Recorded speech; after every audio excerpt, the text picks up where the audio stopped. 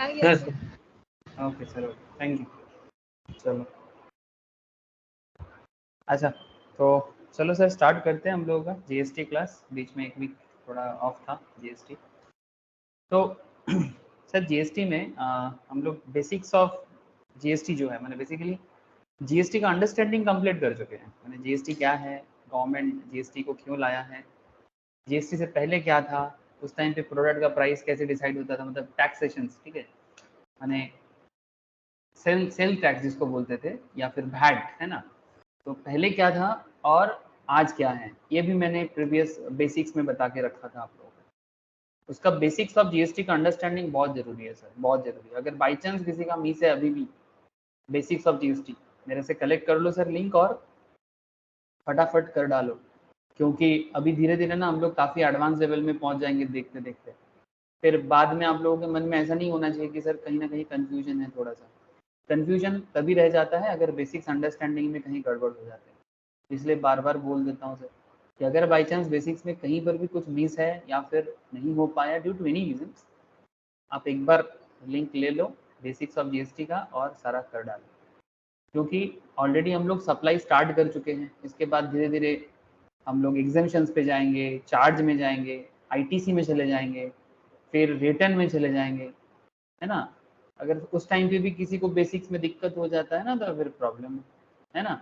मैंने ऐसे एक कहावत है हमारे इंडिया में, बहुत सारे लोग बोलते हैं, बोले 7 कांड रामायण पढ़ लिया अभी भी ये नहीं पता चल रहा है राम सीता का कौन लगता है। तो मतलब वैसे ही बात हो जाएगा कि पूरा जीएसटी खत्म हो जाएगा और उसके बाद अगर कोई ऐसा सवाल करे कि सर सीजीएसटी समझ में नहीं आ रहा है, एसजीएसटी समझ में नहीं आ रहा है, या आईजीएसटी समझ में नहीं आ रहा है, तब बात बहुत खराब लगेगा, है ना। मतलब स्टूडेंट को भी और टीचर को भी और सब्जेक्ट को भी। इसीलिए सर ठीक है, मैं स्क्रीन शेयर कर लेता हूँ और आज का डिस्कशन चालू कर देता हूँ। क्या हो गया भाई, एंटायर स्क्रीन आते हैं।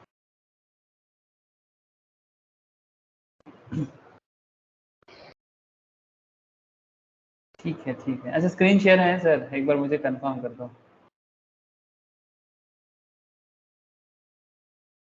स्क्रीन दिखाई दे रहा है? हाँ सर। ठीक है सर, थैंक यू।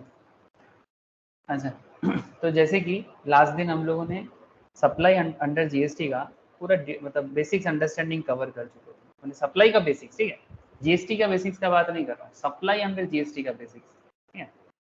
जैसे एक सेकेंड, सप्लाई का जो नोट था, शॉर्ट नोट्स आई थिंक मैंने सभी को दे दिया था। अगर अभी भी किसी को नहीं मिला होगा तो प्लीज़ मुझे बताना, मैं फिर से शेयर कर दूंगा।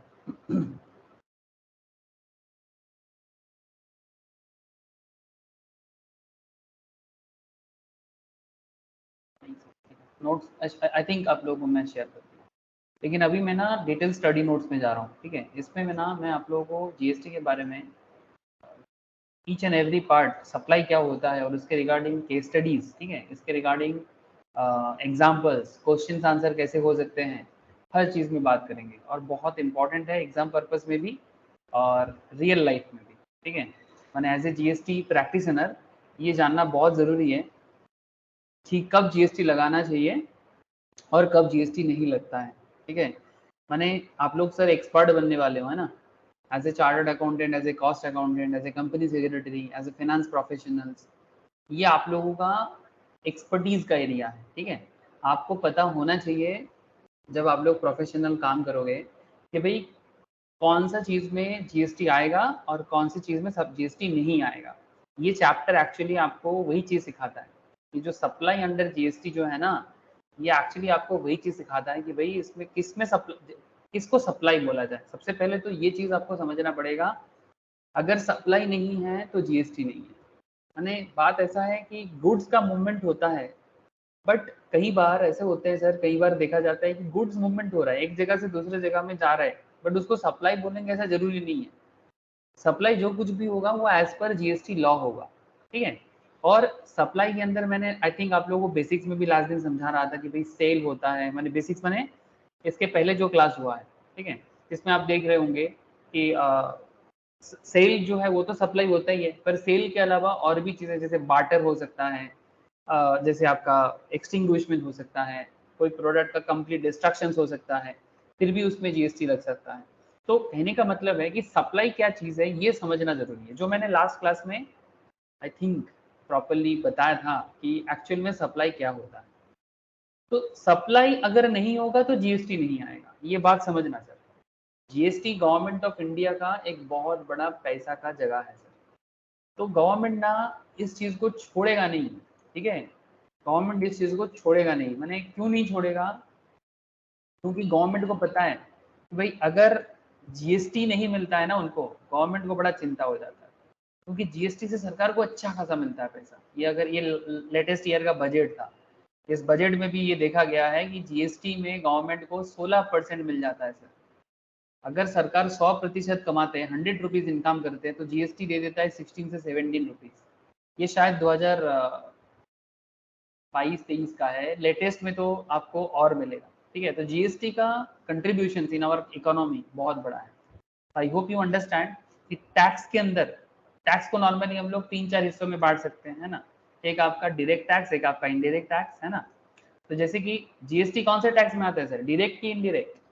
हेलो, जीएसटी किस में आता है, डायरेक्ट टैक्स में कि इनडायरेक्ट टैक्स में?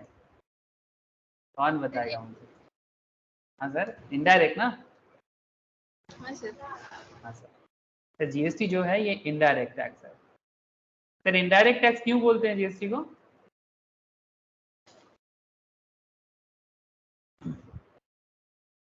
जीएसटी को इनडायरेक्ट टैक्स क्यों बोलते हैं सर? इसका इफेक्ट ट्रांसफर होता है। इसका इफेक्ट ट्रांसफर होता है। मैंने बेसिकली सबसे बढ़िया सवाल जवाब दिया सर, कि इसका इफेक्ट जो है ट्रांसफर होता है। दैट मीन्स जब हम लोग मैन्युफैक्चरर से लेके एकदम रिटेलर तक पहुंचते हैं, तो मैन्युफैक्चरर अपना टैक्स का बर्डन शिफ्ट करते हैं होलसेलर पे, होलसेलर उसको शिफ्ट कर देते हैं रिटेलर पे, रिटेलर शिफ्ट कर देता है कंज्यूमर पे। तो ये डायरेक्टली नहीं पहुंचता है गवर्नमेंट के पास, इनडायरेक्ट वे में पहुंचते हैं, ठीक है। इसीलिए इसका नाम हो गया इनडायरेक्ट टैक्स, ठीक है। और भी एक दूसरा हिस्सा है इनडायरेक्ट बताने का। इनडायरेक्ट इसलिए भी बोला जा सकता है कि हम लोग डायरेक्टली अपने इनकम से नहीं देते, प्रोडक्ट के अंदर, प्रोडक्ट के अंदर उसका टैक्स छुपा होता है, तो फिर हम लोग प्रोडक्ट का प्राइस के अंदर मिला के दे देते हैं। तो कहीं ना कहीं ये इनडायरेक्ट टैक्स का कॉन्सेप्ट हो गया। और डायरेक्ट टैक्स क्या हो जाता है, जैसे इनकम टैक्स डायरेक्ट टैक्स का एक बहुत बड़ा एग्जाम्पल। तो डायरेक्ट टैक्स भी इनकम जो जो हम लोग दूसरा वेडनेसडे और सैटरडे वाले में पढ़ते हैं, आप लोगों को पता है, ठीक है, इनकम टैक्स। लेकिन हम लोग अभी जीएसटी में बात कर रहे हैं, जो सरकार का एक बहुत बड़ा रेवेन्यू का एरिया है। सो ये सब बात तो मैं हमेशा करता रहता हूँ और करता रहूंगा। लेकिन अभी मैं आपको सप्लाई के अंदर कहाँ लेके जाऊंगा सर, आज मैं आपको सप्लाई का ना डिटेल्स में बात करूंगा। वैसे पहले दिन भी मैं डिटेल्स में बोला था, बट आज और थोड़ा डिटेल्स में बोलना है, क्योंकि आज ना आपको मैं कुछ इंपॉर्टेंट चीज भी बताऊंगा। जैसे कि सप्लाई, अगर आपको कोई भी चैप्टर जीएसटी के अंदर, जीएसटी लॉ है ना सर, जीएसटी क्या है, जीएसटी इज अ लॉ। तो जीएसटी लॉ में आपको ना काफी सारे डेफिनेशंस का भी आइडिया होना चाहिए, स्पेशली जब आप एग्जाम में, मतलब बेसिकली आपका जब रिटन एग्जाम होगा, तो उस टाइम पे ना आपको कई बार डेफिनेशंस वगैरह ना उठा के लिखना पड़ता है। मतलब बिना डेफिनेशंस का आप कोई भी एक आंसर को प्रॉपरली लिख नहीं पाओगे।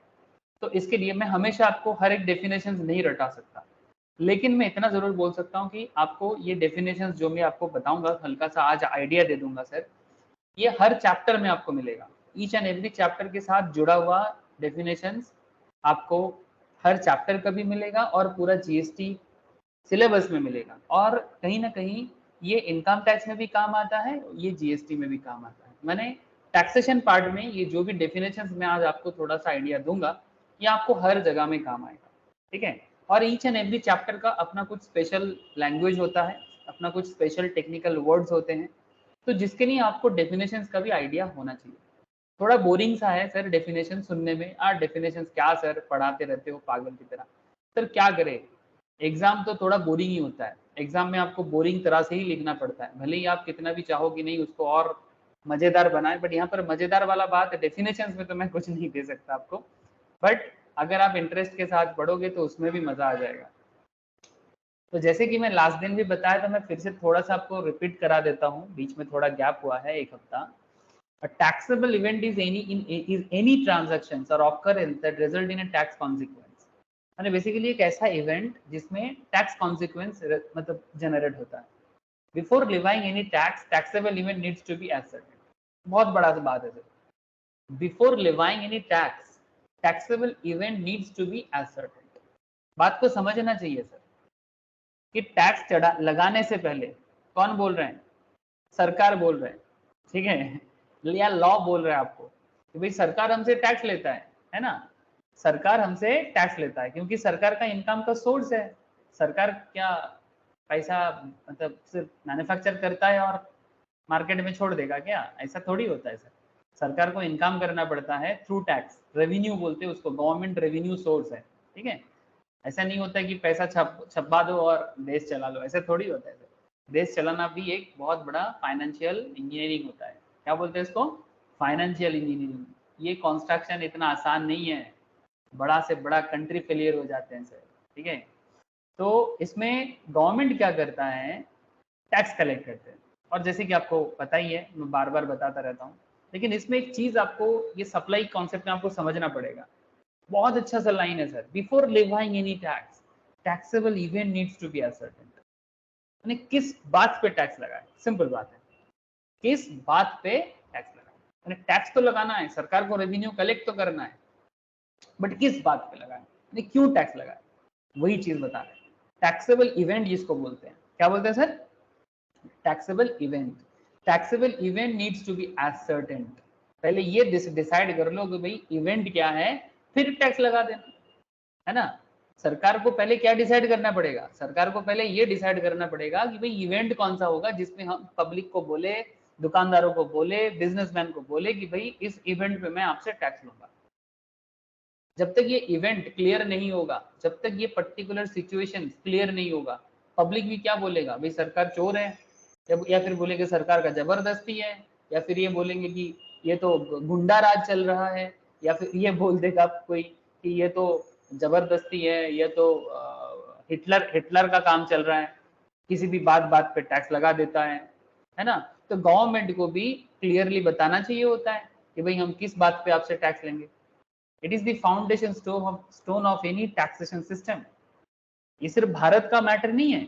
दुनिया में जो भी बड़ा बड़ा कंट्री बना है सर, हर कंट्री में, दुनिया में कोई भी कंट्री में चले जाओ आप, टैक्सेशन सिस्टम आपको जरूर मिलेगा, ठीक है. हाँ, किसी कंट्री का थोड़ा अलग हो सकता है, ठीक है.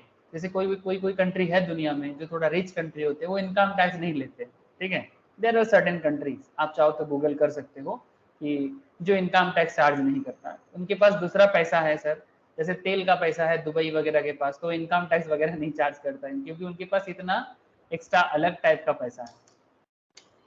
So that's a different part, but taxation system तो होना जरूरी है. तो बात ये है सर, टैक्सेशन सिस्टम को डिटरमाइन करने के लिए एक ऐसा फाउंडेशन स्टोन तो होना चाहिए जिसके ऊपर डिपेंड करके पब्लिक से सरकार टैक्स कलेक्ट करेगा. It determines the point at which tax would be levied. यानी किस पॉइंट पे टैक्स लगाए. इसको हम लोग ऐसे भी बोल सकते हैं पॉइंट ऑफ टैक्सेशन. क्या बोल सकते हैं सर? Point of taxation. यानी किस बात पे टैक्स लगाए. Under the earlier indirect tax, मैंने पहले जब वैट वगैरह हुआ करता था, the framework of taxable event in various statutes was prone to catena of interpretation of resulting in litigation since decades. मैंने बहुत सारा केस वगैरह बना हुआ था. The controversy is largely related to issues like whether a particular process amount to manufacture or not. मैंने बहुत सारा बातचीत पहले होता था कि किसी चीज को मैन्युफैक्चर बोला जाए या ना जाए, ऐसे पहले होता था. पैकेजिंग को भी मैन्युफैक्चरिंग के अंदर मान लिया जाता था. Whether the sale was predetermined sale, whether a particular transaction was a sale of goods or rendering of service. मैंने कंट्रोवर्सी था, ठीक है. अभी आपको वो सब कंट्रोवर्सी पढ़ने का जरूरत नहीं है, लेकिन हाँ, अगर किसी को रिसर्च का इच्छा हो कि हम वैट में क्या प्रॉब्लम था, सर्विस टैक्स जब था तब क्या प्रॉब्लम था, ठीक है, अगर किसी को जानना है, सेंट्रल सेल्स टैक्स जब हुआ करता था 2017 से पहले, ये जो भी मैं बातें कर रहा हूँ 2017 के पहले का बात है, बिफोर 2017, 1 जुलाई, ठीक है. आज 29 जून है, जुलाई आने वाला है, ठीक है. 1 जुलाई 2017 से पहले का जो इतिहास है इनडायरेक्ट टैक्स सिस्टम में, उसका बारे में बात कर रहे हैं. उसके बारे में बात कर रहे हैं कि पहले बहुत सारे कंट्रोवर्सीज थे, लेकिन वो सारे के सारे कंट्रोवर्सीज को करंट जीएसटी में खत्म करने का कोशिश किया गया है. ठीक है, खत्म पूरा हुआ है मैं ऐसा नहीं बोलूंगा, मैं ऐसा नहीं बोलूंगा कि सारा प्रॉब्लम सॉल्व हो गया, बट बहुत सारा इश्यूज को सॉल्व किया गया है और जो देश के तरक्की में, देश के डेवलपमेंट में बहुत जोर का काम आ रहा है। The GST law resolved these issues by laying down one comprehensive taxable event.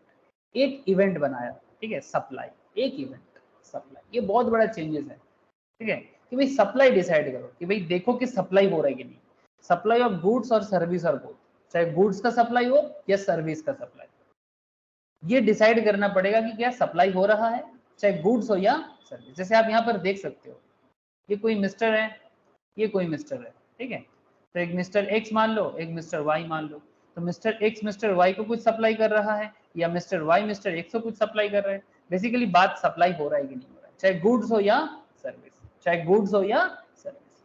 बात समझ में आ रहा है सर? हेलो, आप लोग बात समझ पा रहे हो ना?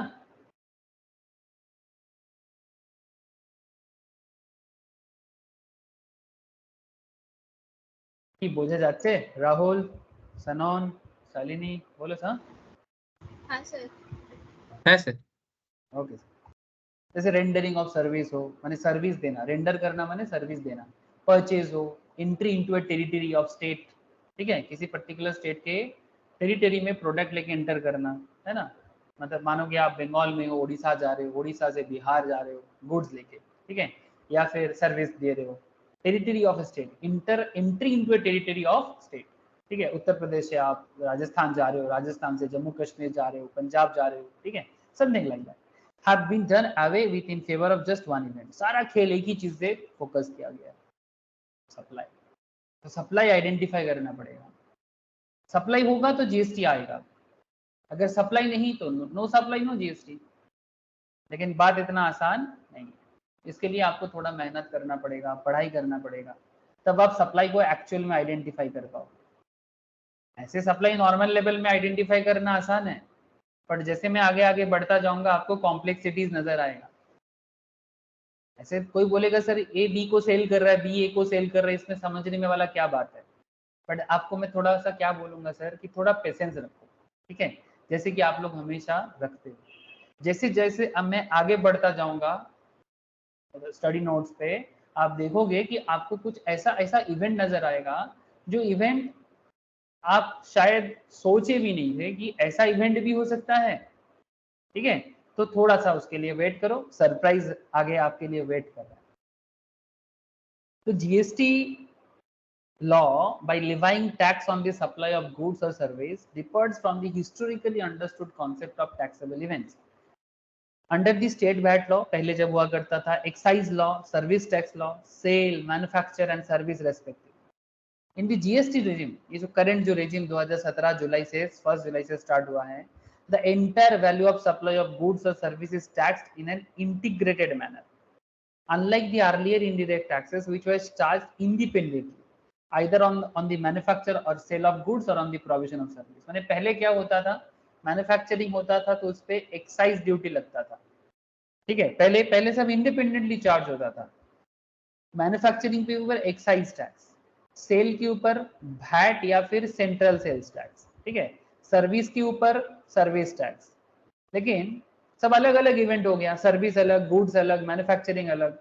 बट आजकल बात ऐसा नहीं है, आजकल बात एकदम सिंपल है, सप्लाई आइडेंटिफाई करना है। तो काफी चेंजेस हुआ है सर, बदलाव आया है, ठीक है। 2017 से पहले जो इंडायरेक्ट टैक्स हमारे देश में था और 2017 के बाद जो इंडायरेक्ट टैक्स हमारे देश में चल रहा है, इसमें मैन्युफैक्चरिंग मैंने मैं बोलूंगा कि इसका जो कंस्ट्रक्शन मेथोडोलॉजी है मैंने इंडायरेक्ट टैक्स का, इसमें सच में बदलाव हुआ है, ठीक है। तो ये चीज आपको थोड़ा सा बताया गया है कि भाई पहले ऐसा नहीं था जो अभी आप देख रहे हो, ठीक है। सर इतिहास बताना जरूरी होता है क्या? सर इतिहास उतना इंपॉर्टेंट है जितना कि हमारे एंसेस्टर्स, ठीक है। हमारे एंसेस्टर्स हमारे लिए इंपॉर्टेंट होते कि नहीं होते? क्या बोलते हो आप लोग? माने जैसे हम हैं, हमारे माता पिता हैं, उनके माता पिता हैं, माने जिसको हम लोग दादा दादी या नाना नानी कहते हैं, उनके ऊपर भी पुराना नाना नानी का भी कोई माता पिता होंगे।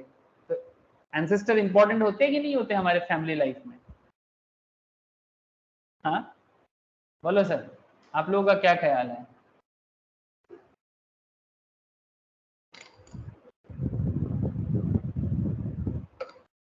अरे हाँ या ना, कुछ तो बताओ कि रे राहुल, एंसेस्टर इम्पोर्टेंट की इम्पोर्टेंट ना है? হ্যাঁ স্যার অ্যানসেসটা ইম্পোর্টেন্ট আছে, তাহলে আমরা जिस শুরু থেকে শেষ অবধি জানতে পারবো। एग्जैक्टली सर, तो जैसे हमारे ह्यूमन के लाइफ में एंसेस्टर इंपॉर्टेंट होते हैं, वैसा ही किसी भी चीज के ऊपर उसका एक इतिहास होता है, चाहे वो साइंस हो, चाहे वो लॉ हो, चाहे वो टैक्सेशन हो, ठीक है, चाहे वो देश का इतिहास हो। कोई कोई कहता है अरे इतिहास में काहे जा रहे हो, है ना, कोई ऐसे बोलते गड़े हुए मुद्दे को उखाड़ने में क्या मिल जाएगा। अरे भाई गड़ा हुआ चीज पे ही तो पूरा सच्चाई छुपा रहता है। इतिहास में ट्रूथ रहते हैं सर, सच्चाई रहते हैं, और सच्चाई से आपको अगला सच्चाई तक पहुंचने का मौका मिलेगा। इसलिए इतिहास से बड़ा चीज कुछ हो नहीं सकता। भले ही आप इतिहास पढ़ना पसंद करो ना करो, किसी भी चीज का इतिहास मैंने सिर्फ वही इतिहास नहीं जो आप बचपन से पढ़े आ रहे हो, हर चीज का हिस्ट्री होते हैं, ठीक है। तो यहाँ पर भी आपको हल्का फुल्का इतिहास ऑफ जीएसटी बताया गया है कि पहले पहले ये सब नहीं था जो अभी आया है। जैसे कि मैं आपको बार बार बता रहा हूँ कि सर इसमें एक डेफिनेशंस का कॉन्सेप्ट होता है, इसमें डेफिनेशंस का कॉन्सेप्ट होता है। मैंने ईच एंड एवरी चैप्टर आपको कुछ डेफिनेशन सिखा के जाता है, ठीक है। क्या सिखा के जाता है? डेफिनेशन।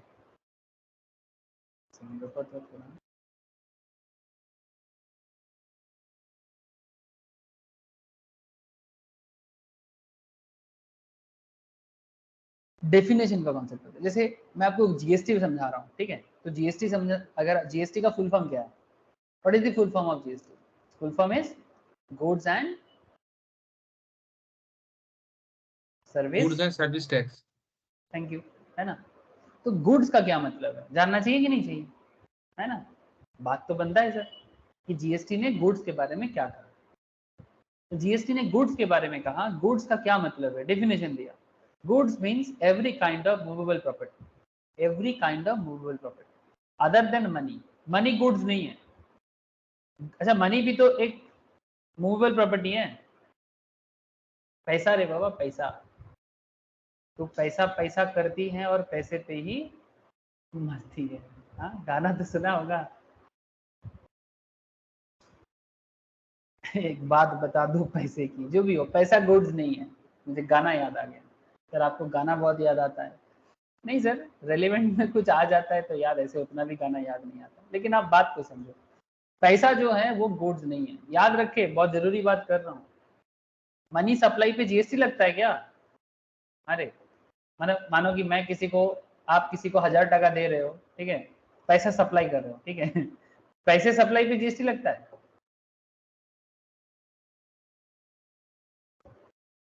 স্যার এটা তো তোমার ক্যাশ, এবার বিদেশে ব্যাংকে তো সাপ্লাইতে টাকা লাগে না?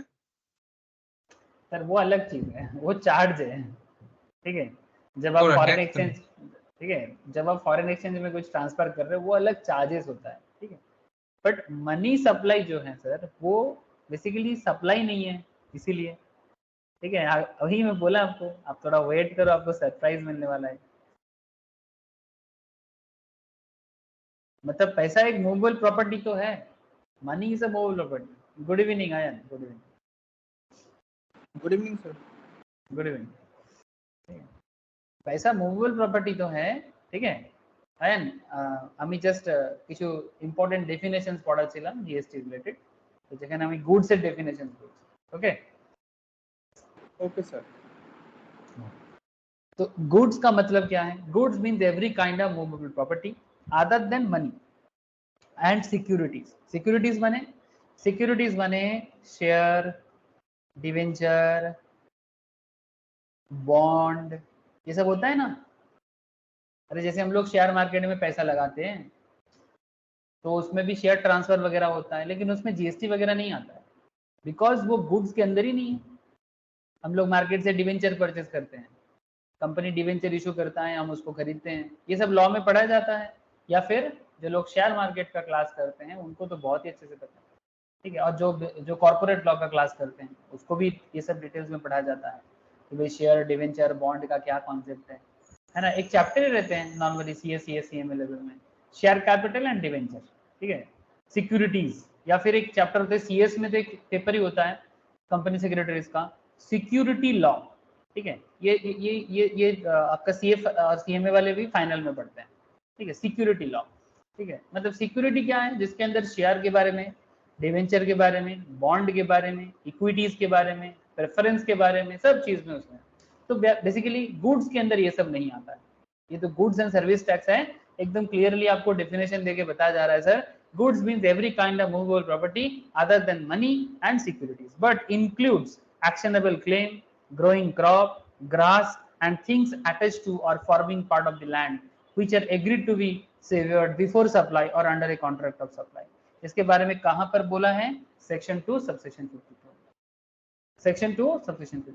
ये चीज मैंने लास्ट दिन भी बताया था, ये जो ग्रोइंग क्रॉप, एक्शनेबल क्लेम, ठीक है, अगर आपको किसी से कुछ क्लेम करना है, ठीक है, वो इंक्लूड होता है। जैसे कि इंश्योरेंस क्लेम बोलो, या फिर लॉटरी में अगर कुछ आपने जीता, कोई गेम खेल के जीता, वो सब के अंदर आपको एक क्लेम मिलता है, उसको गुड्स बोला जा सकता है।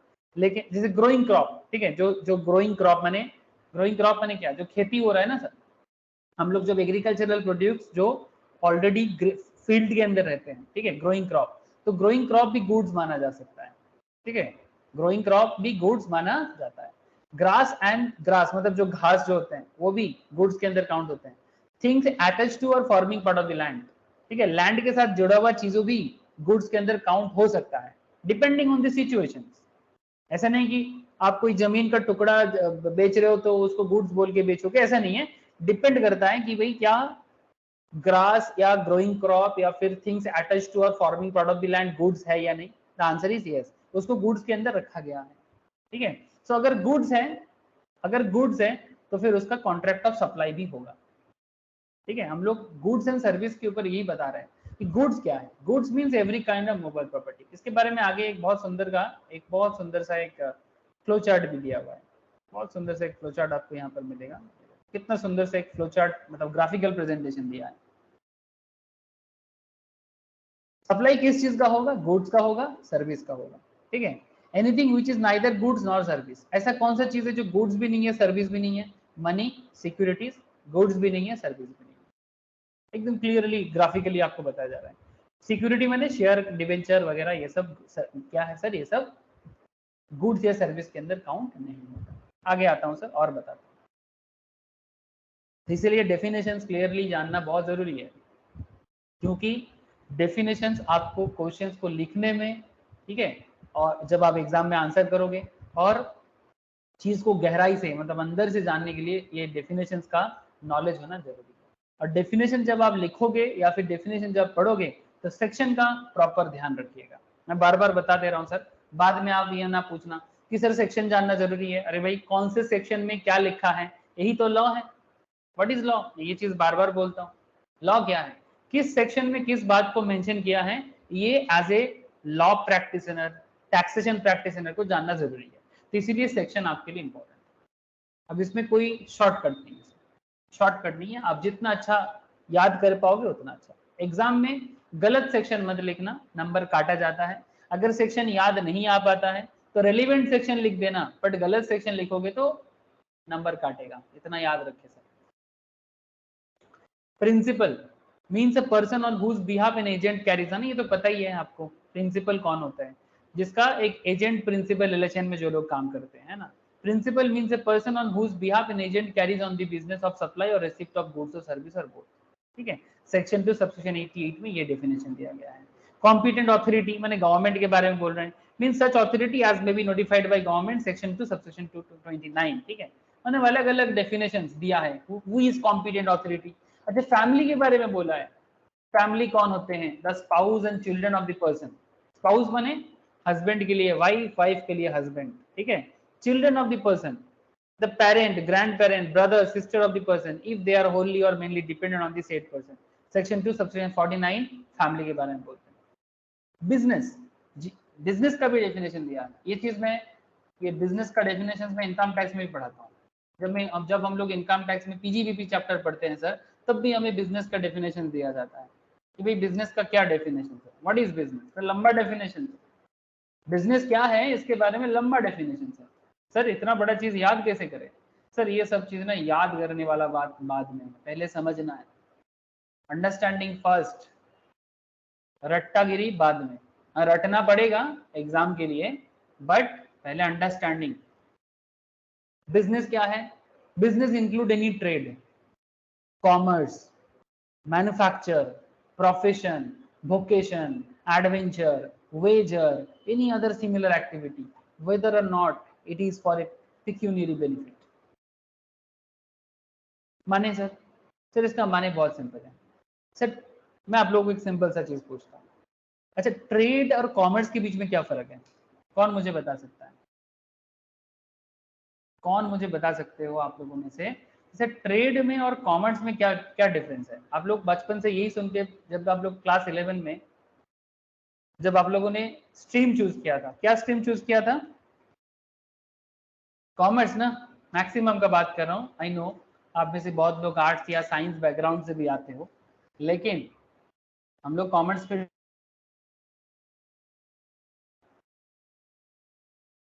तो उस स्ट्रीम का नाम ट्रेड क्यों नहीं बोला गया? हाँ सर, स्ट्रीम का नाम ट्रेड भी तो दे सकता था, बट ऐसा नहीं दिया, कॉमर्स स्ट्रीम बताया। मैं पूछ रहा हूँ आपको, ट्रेड और कॉमर्स में क्या फर्क है?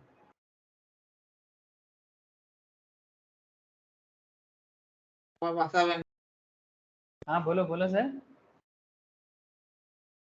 স্যার ট্রেডিং করাটা তো আলাদা তো। वो तो स्टॉक मार्केट ट्रेडिंग, आलादा कुछ भी नहीं है। तू जिसको ट्रेडिंग समझ रहा है ना, वो ट्रेडिंग वर्ड स्टॉक मार्केट में यूज किया जाता है, वो ट्रेड भी ट्रेड ही है। ट्रेडिंग का बेसिक मतलब सर क्या है? खरीदना और बेचना, ट्रेड मतलब खरीदना और बेचना हो गया, और हाँ। कॉमर्स इंक्लूडेड ये सब कुछ है, होता है कॉमर्स में। तो फिर यहाँ पर अलग से मैन्युफैक्चर भी बोला है, यस सर। मैन्युफैक्चर को अलग से बोला है ना, तो फिर ट्रेड, कॉमर्स और मैन्युफैक्चर में क्या फर्क हो गया?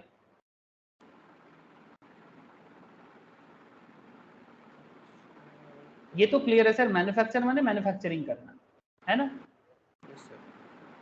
माने किसी भी चीज को। हाँ बोलो सर, कोई और बोल रहे हो, बोलो बोलो। सर ट्रेड इकोनॉमिक एक्टिविटी से रिलेटेड रहता है, और कॉमर्स? कॉमर्स नॉन इकोनॉमिक भी हो सकता है। कॉमर्स नॉन इकोनॉमिक हो सकता है। मैन्युफैक्चर? मैन्युफैक्चर चलो कोई बात नहीं सर, मैं आपको एक छोटा सा एग्जांपल से ये तीनों चीज समझा देता हूँ। मैंने ऐसे देखो, ट्रेड तो बहुत इजीली समझ में आ जा रहा है, ट्रेड तो बहुत इजीली समझ में आ रहा है, जैसे buying and selling, that's a very simple concept of trade, है ना। चाहे स्टॉक मार्केट में जो लोग ट्रेडिंग करता है वो भी बाई सेल ही करता है, ठीक है। लेकिन कॉमर्स और ट्रेड के बीच में क्या फर्क है? जैसे फ्लिपकार्ट प्रोडक्ट बेच रहा है ना, फ्लिपकार्ट प्रोडक्ट बेच रहा है, जैसे ये कैमरा बेच रहा है, तो जब ये कैमरा बेच रहा है वो ट्रेड कर रहा है ना, बाई सेलिंग चल रहा है, किसी से खरीद रहा है, आपको बेच रहा है, सिंपल ट्रेडिंग चल रहा है। अच्छा, जिस बंदे ने इसको मैन्युफैक्चर किया, जैसे ये सोनी कंपनी का है, तो Soni is a manufacturer, that is also business. फिर उससे कोई सेलर ने उसको परचेज किया, फिर वो फ्लिपकार्ट को बेचा, फिर फ्लिपकार्ट आपको सेल कर रहा है, तो कहीं ना कहीं फ्लिपकार्ट ट्रेड कर रहा है, बंदा ने सोनी कंपनी ने मैन्युफैक्चर किया। But sir where is the commerce? ये बात आयन ने थोड़ा सा ट्राई किया था, लेकिन थोड़ा सा फिसल गया, कोई बात नहीं सर। देखो सर, ये हर चीज के अंदर एक चीज जरूरी है, आप बाई कर लो सेल कर लो, आप बाई कर लो सेल कर लो, सबसे पहले तो मैन्युफैक्चर कर लो, क्योंकि किसी भी चीज को बाई या सेल करने के लिए मैन्युफैक्चर होना जरूरी है ना। अब कोई बोलेगा सर सर्विस का मैन्युफैक्चरिंग कैसे होता है? तो सर्विस मैन्युफैक्चर तो होता है, लेकिन प्रॉब्लम यही है कि सर्विस को स्टोर की नहीं किया जा सकता। क्या सर्विस स्टोर हो सकता है? नो। सर्विस स्टोर नहीं हो सकता। जैसे एक सिंपल बात कर रहा हूँ सर, जैसे कि अभी जैसे कि आप लोग क्लास कर रहे हो, मैं आपको पढ़ा रहा हूँ, मैं आपको एक सर्विस दे रहा हूँ, है ना।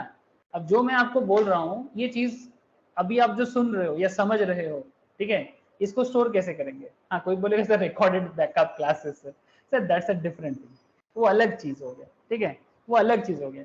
लेकिन जो अभी सर्विस हो रहा है ना, वो अभी है, वो बाद में नहीं मिलेगा। ये जो लाइव क्लास का जो सर्विस मिल रहा है, ये अभी का भी है, ये बाद में नहीं हो सकता। तो सर्विस स्टोर नहीं होता, लेकिन मैन्युफैक्चर होता है। जैसे कि मैं अब जो आपको जब कुछ समझा रहा हूँ, या फिर आप किसी डॉक्टर के पास जाते हो, वो आपको जो कंसल्टेंसी देता है, या फिर लॉयर के पास जाते हो, आपको कुछ सजेशन या कंसल्टिंग देता है, तो वो ना एक ऑन द स्पॉट होता है और उसका भी मैन्युफैक्चरिंग वो कर रहा है अपने मन में, अपने दिमाग से, ठीक है, अपने दिमाग यूज करके वो आपको मैन्युफैक्चर। प्रोडक्ट का मैन्युफैक्चरिंग समझ में आता है क्योंकि वो दिखता है, सर्विस सिर्फ महसूस किया जा सकता है ना। लेकिन यहाँ पर कॉमर्स कहाँ है सर? सर कॉमर्स एक्चुअली इस पूरा खेल का कंट्रोलर है। जैसे मानो प्रोडक्ट मैन्युफैक्चर होगा, फिर ट्रांसपोर्टिंग होगा, फिर ये किसी ई कॉमर्स प्लेटफॉर्म में आएगा, ठीक है, फिर यहाँ पर आपको अलग अलग बैंक ऑफर मिलेगा, ठीक है, ये देखो, ठीक है, ये सब आपको बैंक ऑफर में दिया जा रहा है। अच्छा, फिर आपको यहाँ पर ये भी बताया जा रहा है कि प्रोडक्ट के अंदर, अच्छा मानो कि इस कैमरा में अगर आपको वारंटी नहीं मिलता तो क्या आप करते? अगर ये वारंटी नहीं रहेगा, खरीदोगे ये camera? Please tell me. No. तो भले ही आपका प्रोडक्ट कितना भी अच्छा हो, लेकिन उसमें कुछ एडिशनल चीजें जो इस प्रोडक्ट को सेलेबल बनाएगा, ओवरऑल कंडीशन को सही करेगा, तब तक ये बाई सेल कुछ नहीं हो पाएगा। जैसे वारंटी, बैंक ऑफर, ठीक है, transporting activity, COD activity, whatever, ठीक है, या फिर अपने प्रोडक्ट के बारे में अच्छा अच्छा बात कहना, ठीक है, जो भी चीजें इस प्रोडक्ट को सेल करने में हेल्प करता है, वो ओवरऑल एक्टिविटी को कॉमर्स कहा जाता है। समझ रहे हो सर? समझ रहे हो? ओवरऑल एक्टिविटी, जितना सारा चीजें मार्केट में एक बिजनेस को एस्टैब्लिश करने के लिए, प्रोडक्ट को मैन्युफैक्चरिंग से लेके कस्टमर के घर तक पहुंचाने के लिए जितना जरूरी एक्टिविटीज होते हैं, सबको एक साथ मिला के कॉमर्स कहा जा सकता है,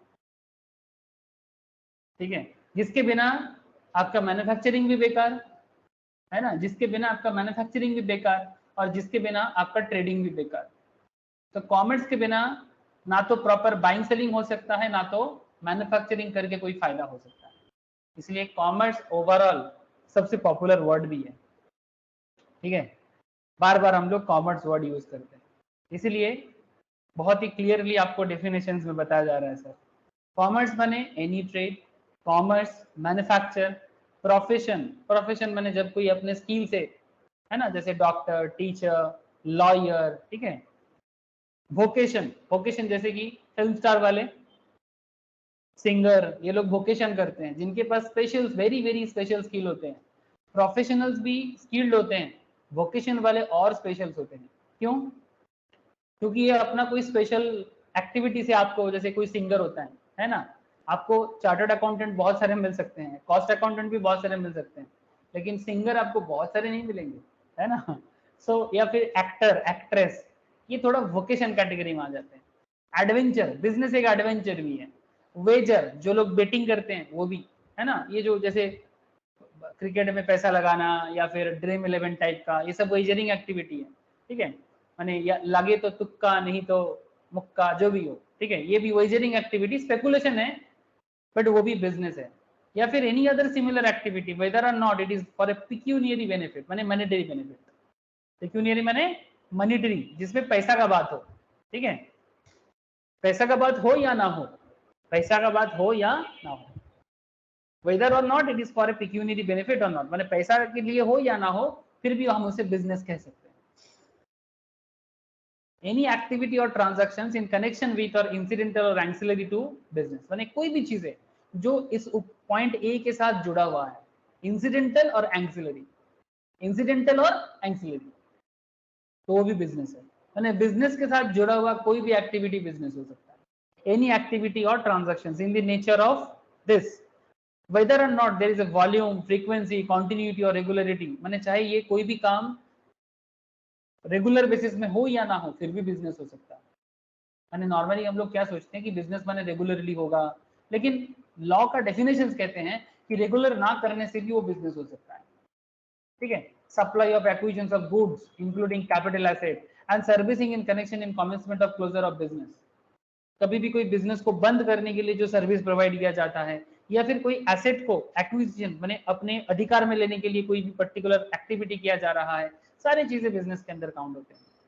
प्रोविजंस बाय ए क्लब, एसोसिएशन, सोसाइटी और any such body for a subscription of any other consideration, जैसे हम लोग देखते हैं सब्सक्रिप्शन फैसिलिटीज होता है ना आजकल, सोसाइटी में। जैसे आपका जिम का सब्सक्रिप्शन रहता है तो आप जिम यूज कर सकते हो, है ना, सोसाइटी वगैरह में, क्लब वगैरह में, वो भी बिजनेस है।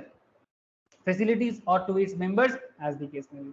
Admission for a consideration for a person to any premises, किसी प्रीमाइसेस में एंटर करने के लिए अगर आपको कोई बदले में कोई पेमेंट करना पड़ रहा है, ठीक है, कि भाई इतना फीस भरना पड़ेगा इस पर्टिकुलर एरिया में आने के लिए, अम्यूजमेंट पार्क में हो या कहीं पर भी, वो भी बिजनेस है ना। जैसे हम लोग इको पार्क है कोलकाता में, बड़ा फेमस है ना, आजकल बड़ा भीड़ भी होता है। हम लोग तो पहले इको पार्क नहीं जाते थे, क्योंकि इको पार्क तो हार्डली 5-6 साल और हार्डली 5-6 साल हुआ है, लेकिन पहले हम लोग विक्टोरिया वगैरह में देखते थे या फिर अलीपुर जू में जाते थे हम लोग जब छोटे थे सर, ठीक है। अच्छा, service supplied by a person as the holder of an office which has been accepted by him in the course of furtherance of his trade or profession or vocation. कोई भी चीजें जो बिजनेस, ट्रेड या professions के furtherance पे हो, वो भी बिजनेस है। Activities of a race club, race club माने हॉर्स रेस, ठीक है, including by way of totalisator or licence to book maker, ये सब कहाँ होता है, रेस कोर्स में। रेस कोर्स माने हॉर्स रेस का एक बहुत बड़ा खेला होता है सर, ठीक है, उसमें पैसा लगाया जाता है, घोड़ा पे पैसा, जानते हो आप लोग? हाँ सर, घोड़ा पे पैसा लगाया जाता है, ये जानते हो आप लोग?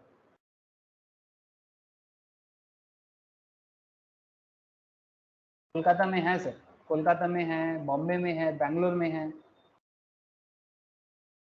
Race course. ये स्टेडियम है बना हुआ पूरा, ऐसे कभी चाहो तो जाके देख के आ सकते हो, पैसा मत लगाना अगर समझ ना हो तो, बिकॉज ये वेजरिंग एक्टिविटी है, ठीक है। यहाँ पर तुक्काबाजी चलता है, जॉकी पे पैसा लगाया जाता है, ठीक है। ये देखो, ये कोलकाता में है, विक्टोरिया के पास, ठीक है, विक्टोरिया के पास बहुत बड़ा मैदान है सर। ये ग्राउंड आपको दिखेगा अगर कभी भी, अगर आप सेकेंड ब्रिज के साइड से अगर आप बाई कार या बस में आते हो तो आपको ये रेस कोर्स दिखेगा। अब नॉलेज होना चाहिए कि भाई ये रेस कोर्स है, ठीक है, बहुत भीड़ होता है। किसी ने देखा कभी, अंदर गया कभी किसी ने? अरे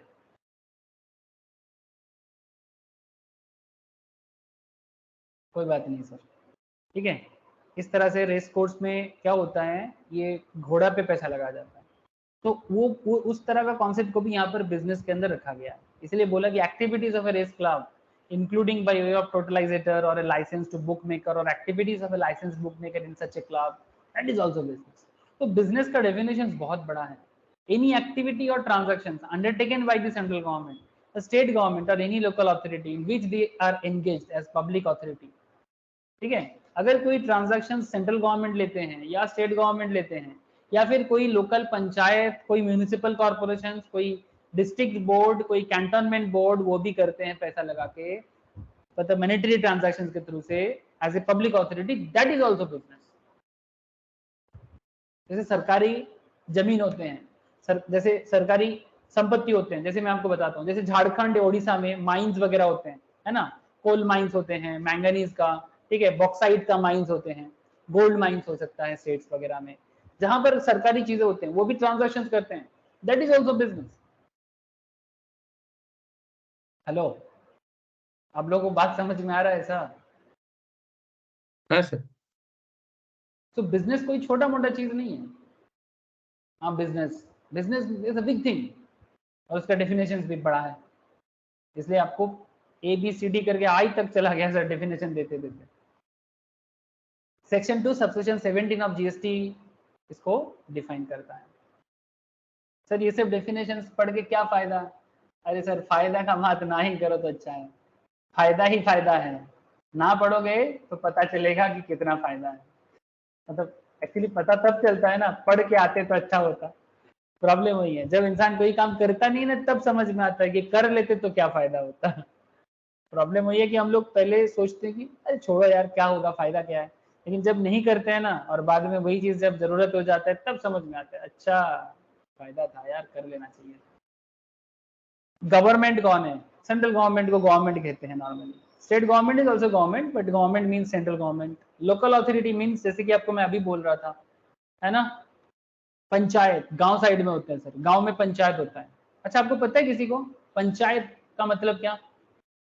मतलब इसका नाम पंचायत ही क्यों? चौथायत भी हो सकता था, षष्ठायत भी हो सकता था। ये पंचायत माने 5, 5 माने इंग्लिश का जो 5 है। मैं एक छोटा सा ये सिलेबस का पार्ट नहीं है ऑब्वियसली, लेकिन मैं आपको पूछ रहा हूँ, ये संस्कृत वर्ड है पंचायत, बट कोई आप मुझे बता सकते हो ये पंचायत क्यों कहा जाता है? Any idea? 5 জন যেখানে হেড হয় সেটা सर ये बहुत प्राचीन काल से ये वर्ड चल रहा है। इवन आज भी आप लोगों को जब पढ़ाया जा रहा है जीएसटी में या लॉ के अंदर, तब भी इसको पंचायती बोला गया। कोई इंग्लिश नेम हम लोग यूज नहीं करते यहाँ पर, बिकॉज ये देशी वर्ड है, संस्कृत वर्ड है। इसको हिंदी में, बंगाली में भी पंचायती कहा जाता है। इवन आप साउथ इंडिया में चले जाओ, वहां पर भी, हाँ, किसी किसी जगह में इसको तहसील भी कहा जाता है। ठीक है, तहसील मोस्ट प्रोबेबली उर्दू वर्ड होगा, but panchayat word is very popular even in constitution also, हमारे संविधान में भी। मैं आपको जिस ना पूछा कि पंचायत क्यों है, सर हमारे भारत में जो समाज व्यवस्था हुआ करता था, आज से नहीं सर, बहुत प्राचीन कालों से, ये बीच में ना हम लोगों को थोड़ा भड़काया गया है। वो अलग चीज है, नॉलेजेबल लोग समझ जाते हैं, लेकिन प्रॉब्लम वही है ना सर, नॉलेजेबल लोगों का संख्या कम है हमारे देश में, ठीक है, और लोग भड़क जाते हैं। ये कुछ लोग बोलते हैं कि हमारे देश में जो भारतीय समाज व्यवस्था है उसमें वर्ण व्यवस्था बोल के कॉन्सेप्ट है।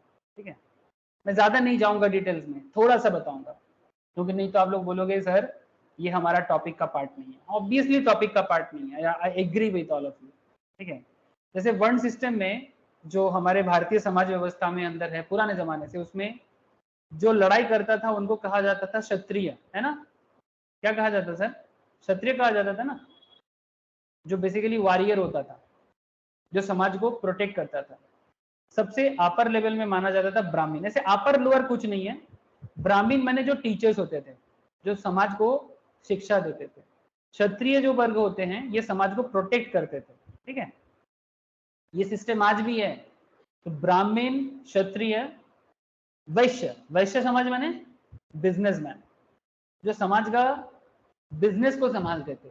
ठीक है, तो ब्राह्मण हो गया टीचर, क्षत्रिय हो गया प्रोटेक्टर, वैश्य हो गया बिजनेसमैन। ठीक है, और क्या हो गया सर? 3 हुआ, चौथा कौन होगा? शूद्र। ये कोई छोटा जात नहीं थे बाबा, शूद्र माने वर्किंग क्लास। जैसे आज के डेट में लोग जॉब करते हैं ना, वही वाले। संस्कृत में शूद्र का मतलब वो होता है, शूद्र माने छोटा जात, नीचा जात नहीं। ठीक है, वो लोगों को भड़काने के लिए बोला गया सर।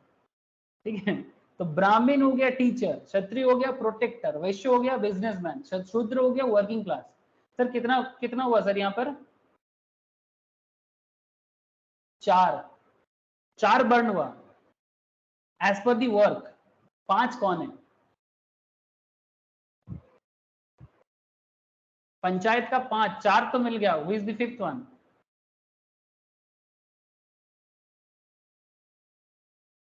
सर ट्राइबल ग्रुप, जो लोग जंगल में रहते थे, समाज के बाहर, नेचर जिनके पास है, समझ रहे हो? मैंने जंगल, नदी, ठीक है, पहाड़ जिनके कंट्रोल में होता था, ट्राइबल ग्रुप के अंदर होता था, जिसको आज के डेट में हम लोग आदिवासी भी बोलते हैं। ठीक है, ये जो आदिवासी ग्रुप होते थे ये ट्राइबल्स होते थे, जो समाज के अंदर नहीं रहते थे, समाज को बाहर से प्रोटेक्ट करते थे। और हमारे मतलब चारों तरफ जो जंगल होते थे, नदी होते थे, पहाड़ होते थे, उस हरी चीज का, रिसोर्सेज का, नेचुरल रिसोर्सेज का प्रोटेक्टर ये लोग थे। आज भी वही है, जहां ट्राइबल्स नहीं है, ठीक है, नेचर को प्रोटेक्ट करने के लिए, वो नेचर खत्म हो गया है। तो ये 5 पंचायत इस तरह से बना था, जिसमें ब्राह्मण था, क्षत्रिय था, वैश्य था, शूद्र था और आदिवासी या ट्राइबल ग्रुप्स थे, तब बना था पंचायत। चलो कोई बात नहीं सर, समझ में आया? हेलो, अरे समझ में आया? Yes sir. इस तरह से बनता है सर, इसलिए नॉलेज रखो। बिना ज्ञान का ना तो कोई कमेंट करना चाहिए और ना तो किसी पे कोई टिप्पणी करना चाहिए। ठीक है, जैसे हमारे देश में लोग भड़काऊवादी बहुत है सर, लोगों को भड़काते हैं, हाँ भारत का अंदर ये सब गलत चीजें हैं, बाहर का चीज अच्छे हैं। अरे भाई पहले देश का चीज जान लो, फिर बाहर के बारे में बात करो कि देश कैसे अपने आप को, कितना साइंटिफिक वे से बना हुआ था। लेकिन भड़काऊवाद इतना है ना, समाज को बांटने के लिए, देश को तोड़ने के लिए शक्ति बहुत है, देश को जोड़ने वाला शक्ति कम है। कोशिश करो देश को जोड़ने के बारे में जितना चाहिए वो नॉलेज इकट्ठा करने का। ठीक है, क्योंकि देश को तोड़ने वाला शक्ति बहुत मिलेगा आपको। इसलिए देश के बारे में, समाज सिस्टम के बारे में नॉलेज रखना चाहिए। जो भी हो, अब इतना जड़ में चले जाएंगे तो फिर जीएसटी गुस्सा हो जाएगा। अब मैं इतना गुस्सा नहीं दिलाना चाहता आप लोगों को। अच्छा, municipality as defined in clause E, article 243 में बोला है कॉन्स्टिट्यूशन में म्यूनिसिपैलिटी क्या होता है। पंचायत में बारे में, जैसे पंचायत वर्ड बहुत प्राचीन है इंडिया में, लेकिन आर्टिकल में कॉन्स्टिट्यूशन के अंदर 243 के अंदर ये भी बोला गया है, क्लॉज डी, ये क्लॉज ई में बोला गया है। गांव साइड में जो लोग रहते हैं वो पंचायत के बारे में जानते हैं। जैसे मेरा जो ग्राम है, मतलब गांव है मेरा, वो पंचायत एरिया में है, जहाँ मेरा नेटिव है सर। और यहाँ पर कोलकाता में हम म्यूनिसिपल कॉर्पोरेशन एरिया में रहते हैं। जो लोग टाउन में रहते हैं, ठीक है, वो लोग म्यूनिसिपैलिटी बोलते हैं। ये सब बोला हुआ है, ये सब संविधान में बोला हुआ है, और उसी को आपको लॉ में भी बोला जा रहा है। म्यूनिसिपल कमेटी होते हैं, जिला परिषद होते हैं डिस्ट्रिक्ट में, डिस्ट्रिक्ट बोर्ड भी कहा जाता है। कोई और अदर अथॉरिटी भी हो सकता है, सेंट्रल गवर्नमेंट का, स्टेट गवर्नमेंट का, जो बेसिकली कंट्रोल और मैनेजमेंट ऑफ म्यूनिसिपल और लोकल फंड को मैनेज करते हैं। कैंटोनमेंट बोर्ड होते हैं, ये ब्रिटिश पीरियड में बना हुआ था। कैंटोनमेंट बोर्ड बेसिकली जहां पर आर्मी या फिर मिलिट्री का शहर जिसको बोलते हैं ना, जैसे अपने हमारे कोलकाता के आसपास में बैरकपुर में कैंटोनमेंट है, दमदम में कैंटोनमेंट है, आगरा जाओगे दिल्ली के पास कैंटोनमेंट मिलेगा आपको, जम्मू जाओगे आप कश्मीर के आसपास में, वहां पर कैंटोनमेंट मिलेगा आपको। जहां जहां बैरक मिलेगा आपको, ठीक है, मतलब पुलिस बैरक, वहां वहां कैंटोनमेंट बोर्ड आज भी दिखता है, और वहां पर कैंटोनमेंट एक्ट चलता है। Regional Council, District Council constituted under the 6th schedule of the Constitution. Development Board, Article 371, 371J, 370 तो कश्मीर का बात था, 371 का बात कर रहे हैं। 370 में कश्मीर को स्पेशल स्टेटस दिया गया था, जिसको current minister, chief minister, sorry prime minister Modi ji ने हटा दिया। भाई देश जब एक है तो किसी को स्पेशल स्टेटस ही क्यों, हटाओ, ये सब हटा दिया। Regional council constituted under article 371A of the constitution. इस सब में बोला गया कि भाई ये सब होता क्या है, ठीक है। कॉन्सिडरेशन, चलो अब फिर से जीएसटी रिलेटेड पॉइंट है, लेकिन ये सब आपको लॉ में बताया जा रहा है, आपको पता होना चाहिए। आपको पता होना चाहिए कि भाई क्या होते हैं लोकल अथॉरिटी, क्या होते हैं गवर्नमेंट, क्या होते हैं, है ना, यू मस्ट नो। सर मैं आज आपको थोड़ा डेफिनेशंस बता रहा हूँ, बट मैं रोज रोज नहीं बताऊंगा। क्यों? क्योंकि सर ये डेफिनेशंस आप खुद भी पढ़ सकते हो, और कहीं पर आपको बार बार कॉमन डेफिनेशंस मिलेगा। ईच एंड एवरी चैप्टर में आपको डेफिनेशन मिलेगा। मैं हर बार मैं नहीं बोलूंगा, ठीक है, लेकिन आज स्टार्टिंग लेवल है, मैं बता दे रहा हूँ थोड़ा सा कि सर आप खुद पढ़ो, नहीं तो आप बोलोगे सर ने कभी नहीं पढ़ाया तो हमें भी नहीं पढ़ना चाहिए, है ना। नॉर्मली ऐसे ही होते हैं स्टूडेंट, ऐसे होते हैं, सर ने तो कभी डेफिनेशंस पढ़ाए नहीं तो फिर हम क्यों पढ़ें, ठीक है, ऐसा नहीं करना है, ठीक है। मैं आपको बता दे रहा हूँ सर, डेफिनेशंस पढ़ना है। अच्छा, कॉन्सिडरेशन क्या होता है, ये लॉ में भी पढ़ा जाता है। कॉन्सिडरेशन माने, हाँ सर, समथिंग इन रिटर्न। हमेशा हर चीज के बदले में कुछ होना चाहिए, है ना, क्विड प्रो क्वो, है ना।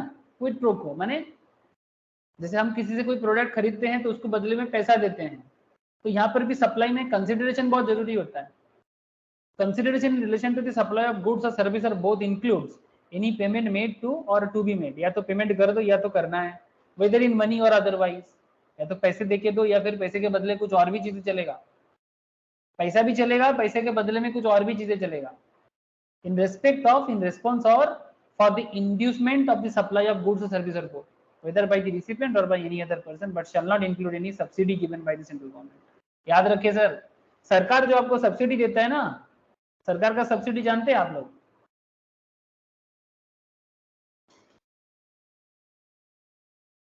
সাবসিডি যেটার মধ্যে ছাড় দেয় তো, যেমন আগে গ্যাসে ছিল ওরকম। हाँ वेरी गुड सर, सरकार बहुत सारा सब्सिडी देता है, जैसे गैस में सब्सिडी देता था, ठीक है, अभी हटा दिया, ठीक है। जैसे आवास योजना में सब्सिडी देता है, आप घर बनाओगे मानो 10 लाख का, ठीक है, मानो आप एक घर बनाओगे, जैसे ये भी रिसेंटली थोड़ा सा बंद कर दिया है, सिर्फ गरीब लोगों के लिए है, प्रधानमंत्री आवास योजना, ठीक है, PMYS ऐसा कुछ नाम है, ठीक है। 10 लाख का घर बनाओगे, सरकार आपको 3.5 लाख तक दे देगा। चल रहा है ये स्कीम, अभी भी चल रहा है, लेकिन सिर्फ अभी सिर्फ गरीबों के लिए चल रहा है, ठीक है। मिडिल क्लास और हायर मिडिल क्लास के लिए भी चल रहा था, उनके लिए बंद हो गया।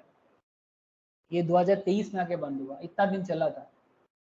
अभी सिर्फ गरीब लोगों के लिए मिलेगा। गरीब माने जो लोग बेसिकली बीपीएल लेवल में है, बिलो पॉवर्टी लाइन, जिसका घर नहीं है, जिसका एकदम कोई घर नहीं है या कच्चा मकान है, उसको मिलेगा।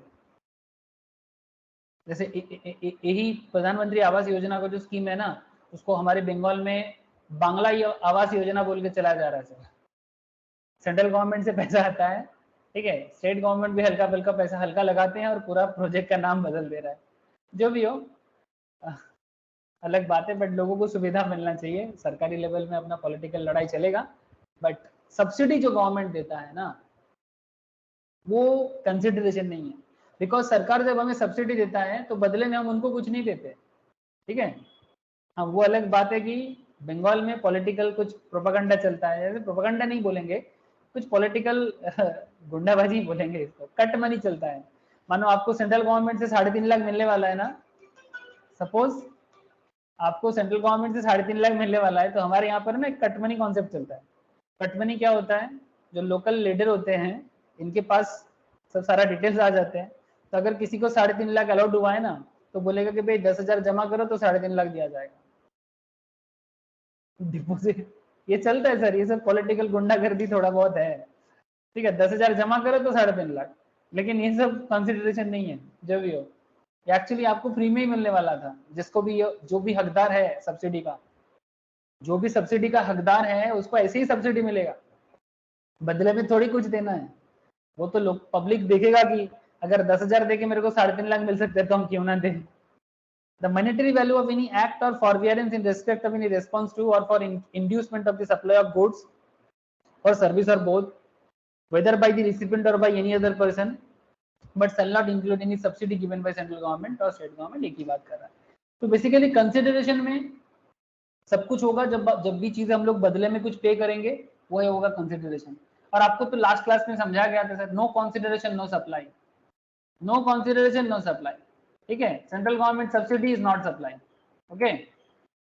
एक्शनेबल क्लेम में बोला है सर, यहाँ पर एक्शनेबल क्लेम के बारे में मैं आपको पहले भी बता रहा था कि एक्शनेबल क्लेम क्या होता है।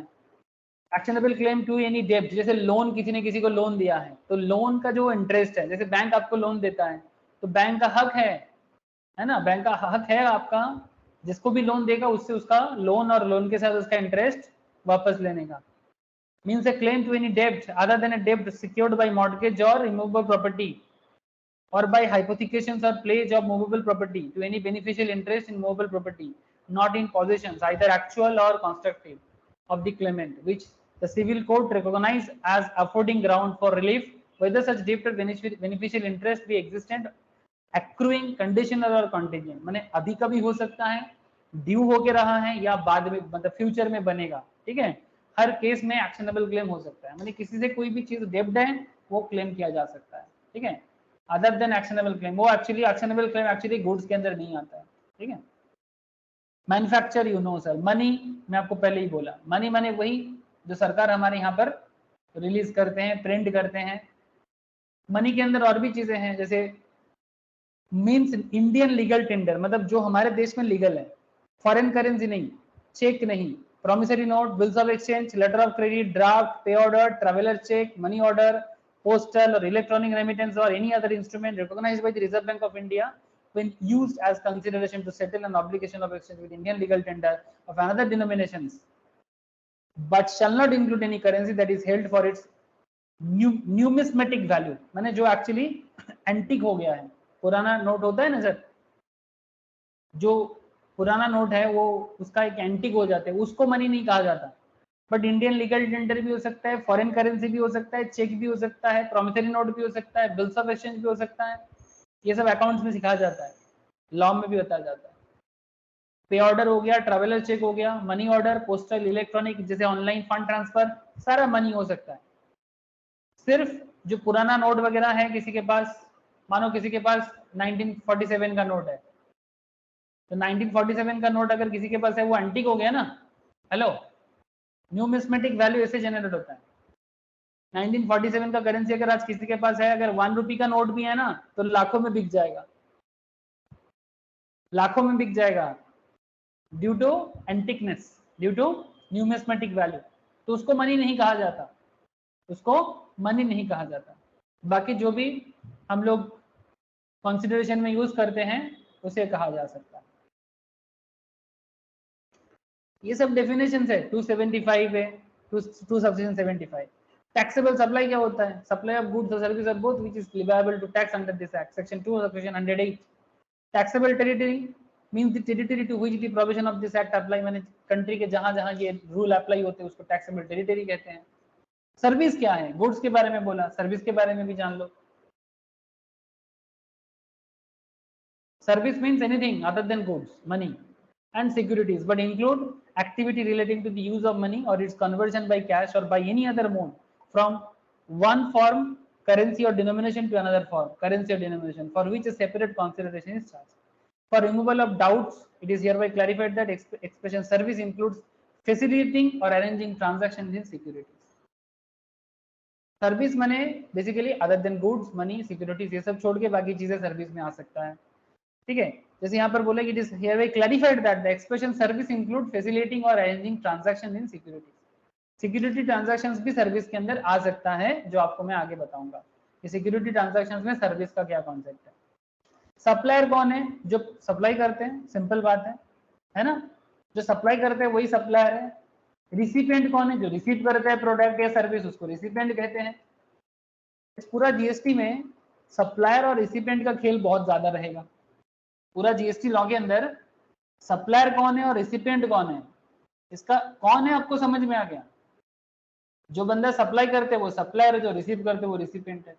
सप्लायर के बारे में सेक्शन 2 सबसेक्शन 105 में कहा गया है, रिसिपिएंट के बारे में सेक्शन क्या बोले, सेक्शन 2 सबसेक्शन 93 में कहा गया है।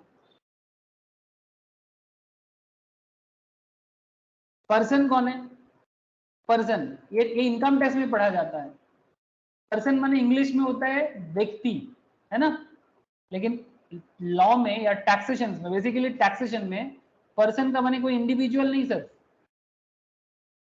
टैक्स में चाहे इनकम टैक्स हो या जीएसटी, इसमें पर्सन का मतलब थोड़ा गहरा होता है।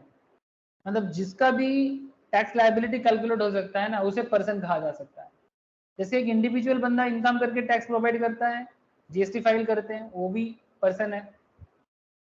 हिंदू अनडिवाइडेड फैमिली जिनका जॉइंट फैमिली बिजनेस चलता है ना, उन्हें भी, जैसे ये बात मैं इनकम टैक्स में भी बोलता हूँ, जैसे एचयूएफ के अंदर बेसिकली हिंदू अनडिवाइडेड फैमिली, अब कोई बोलेगा सर इसमें जात पात हो रहा है, अरे नहीं रे बाबा, ये सब देशी बातें हैं जो देश के अंदर चल रहा है। हिंदू अनडिवाइडेड फैमिली के अंदर जो हिंदू रिलीजियन का कॉन्सेप्ट है, माने जो हमारे भारत के अंदर का जो जॉइंट फैमिली कॉन्सेप्ट है, इसमें हिंदू, सिख, जैन, बुद्धिज्म, ठीक है, ये सब एक्चुअली इंडियन मतलब भारत में बना हुआ रिलीजियन कॉन्सेप्ट है। इनका जो घर का कॉन्सेप्ट है या फिर जो बिजनेस का जो जॉइंट फैमिली कॉन्सेप्ट है, सेम कॉन्सेप्ट में चलता है। इस्लाम का कॉन्सेप्ट थोड़ा अलग है, ठीक है, फॉर देयर पर्सनल लॉ के रेस्पेक्ट के कारण इस्लाम को यहाँ पर नहीं रखा गया, ठीक है। क्रिश्चियन उतना हमारे देश में है नहीं, बट क्रिश्चियन को भी कुछ अपना रूल्स रेगुलेशंस है, उसको भी रेस्पेक्ट दिया गया। बट इस्लामिक कॉन्सेप्ट बहुत ज्यादा है हमारे देश में, लेकिन उसको हिंदू अनडिवाइडेड फैमिली के अंदर रखा नहीं गया। ऐसा नहीं कि कोई भेदभाव है, बेसिकली इस्लामिक कुछ पर्सनल लॉ है जिसके रेस्पेक्ट के कारण ये नहीं रखा गया, और कुछ नहीं सर, ठीक है। इसका डिटेल्स में इनकम टैक्स में बोला कि इस्लाम क्यों नहीं है, इस्लाम का पर्सनल लॉ का क्या कारण है, और हिंदू अनडिवाइडेड फैमिली के अंदर हिंदू, सिख, जैन, बुद्धिस्ट फैमिली का जो जॉइंट फैमिली बिजनेस है वो क्यों रखा गया है, ठीक है। बिकॉज इस्लाम लॉ में बाय बर्थ किसी को अपने बिजनेस पे अधिकार नहीं मिलता है, ऐसा कुछ बातें हैं सर जो मैं इनकम टैक्स में बोला। आप लोग अगर सुने हो ना इनकम टैक्स का क्लास डिटेल्स में, तो आप जरूर वहां पर सुने होंगे, ठीक है सर, अब ज्यादा नहीं बोलूंगा उसमें। अच्छा, तो इंडिविजुअल हो गया, एचयूएफ हो गया, कंपनी ये भी जीएसटी पे करता है। फार्म माने पार्टनरशिप बिजनेस, एलएलपी माने limited liability partnership, association of person, body of individual, weather incorporated और नॉट इन इंडिया और आउटसाइड इंडिया, माने भारत के अंदर बना हो या भारत के बाहर बना हो, ये सभी पर्सन्स में आ जाएगा। या फिर any corporation established by under any central state और प्रोविजनल एक्ट, वो भी आ सकता है। कोई भी बॉडी कॉर्पोरेटेड जिसको गवर्नमेंट ऑफ इंडिया ने लॉ के थ्रू से बनाया भारत के बाहर, वो भी आ सकता है।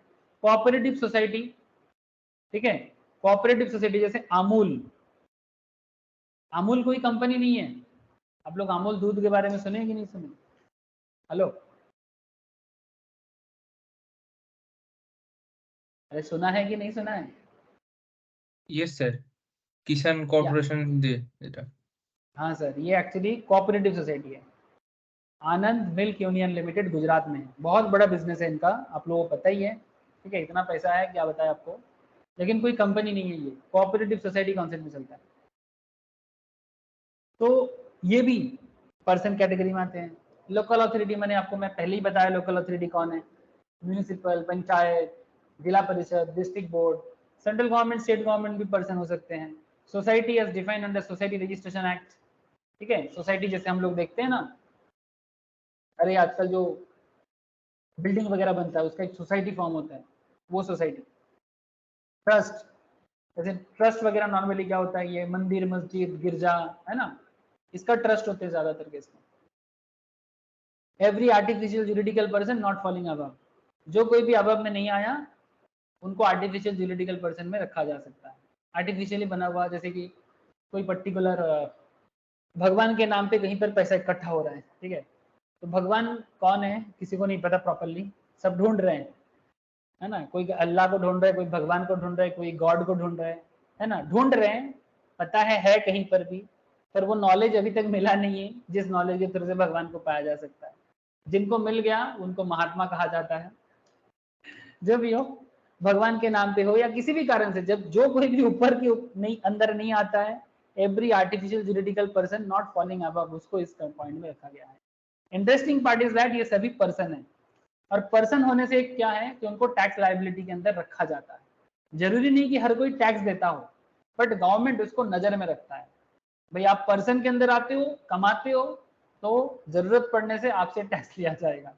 ठीक है, ऐसे इंडिविजुअल, ईचयूएफ, कंपनी, फार्म, एलएलपी, ये सब तो टैक्स देता ही है सर, इनको तो देना ही पड़ेगा। ट्रस्ट, आर्टिफिशियल जुरिडिकल, इनके केस में कुछ स्पेशल कंडीशंस या एग्जम्पशंस हो सकता है। बाकी जहां जहां इनकम है, जहां जहां पर्सन है, वहां वहां टैक्स है। सरकार इसलिए इतना डिटेल्स में लॉ को बनाया है सर, ऐसे थोड़ी है कि इतना डिटेल्स में डेफिनेशंस आपको पढ़ाया, मतलब हवा में बात करने के लिए नहीं। मतलब आप बोलोगे, मतलब पब्लिक क्या बोलेगा, तो भाई कहाँ लिखा है कि कौन पर्सन है, कहाँ लिखा है भाई हमको टैक्स देना है। पब्लिक का क्या है ना, वो कोई भी बात उठा सकता है। तो पब्लिक कोई बात छेड़े, पब्लिक किसी बात पे सवाल करे, सरकार पहले से उसके बारे में लिख देता है। ठीक है भाई, यहाँ लिखा है, इस पैरा में लिखा है, इस लॉ में लिखा है, आपको नहीं पता, ये आपका problem. Ignorance of law is not an excuse, constitution कहता है सर। अगर आप किसी मैटर में फंस जाते हो और बोलते हो कि भाई हमें लॉ पता नहीं था, तो आप ये कोई एक्सक्यूज नहीं हुआ। आप लॉ नहीं जानते, ये आपका प्रॉब्लम है। Ignorance of law is not an excuse. ठीक है, ओके सर। ये सारा डेफिनेशन ऐसा आपको हर चैप्टर में मिलेगा। ठीक है, बहुत सारे चीज में कॉमन मिलेगा, कहीं कहीं थोड़ा सा आपको मतलब एक्स्ट्रा भी मिलेगा। प्लीज पढ़ लिया करो। हाँ सर, पढ़ लोगे ना डेफिनेशन, जहां जहां दिख जाए। क्या कहते हो?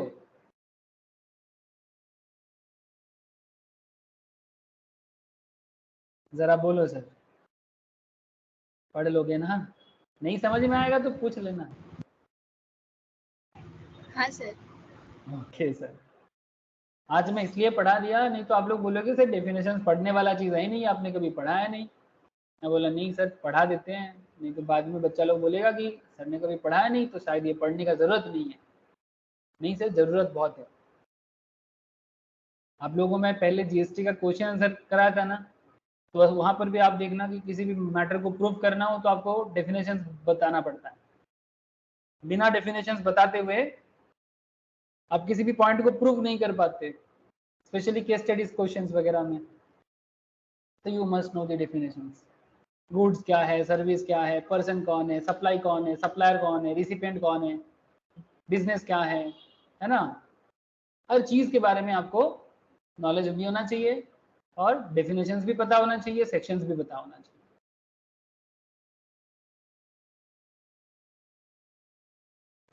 तो हम लोग बेसिकली जो जीएसटी को पढ़ रहे हैं ये बेसिकली सेंट्रल गवर्नमेंट का बना हुआ जीएसटी है, ठीक है। जैसे इसके अंदर सीजीएसटी एंड आईजीएसटी लॉ पूरा पूरी हम लोग कवर अप कर लेते हैं। हर स्टेट का भी अपना अपना जीएसटी लॉज होता है सर, लेकिन स्टेट जीएसटी हम लोग यहाँ पर नहीं पढ़ेंगे, ठीक है, because state GST same concept में बिल्डअप हुआ है, बट स्टेट जीएसटी हमारा पढ़ाई का पार्ट नहीं है। हम लोग एक ओवरऑल जीएसटी के बारे में जानेंगे, देश के जीएसटी के बारे में जानेंगे। स्टेट गवर्नमेंट के पास भी कुछ स्पेशल पावर होते हैं जिसके ऊपर डिपेंड करके वो कुछ अलग अलग नियम बना सकता है, ठीक है। आप जब आगे जाके किसी भी पर्टिकुलर स्टेट के लिए काम करोगे तो उस पर्टिकुलर स्टेट के जीएसटी के बारे में आपको नॉलेज लेना चाहिए। उसके लिए आपको मार्केट में किताब वगैरह मिल जाएगा, गवर्नमेंट का एक्ट मिल जाएगा, आप उसको पढ़ के समझ जाओगे, ठीक है। लेकिन आपको अगर आईजीएसटी सीजीएसटी का आइडिया हो तो आप ओवरऑल हर जीएसटी को समझ सकते हो। ओके सर, अब हम लोग बात कर रहे हैं कौन से चैप्टर में, सप्लाई के। तो सप्लाई का कॉन्सेप्ट क्या है?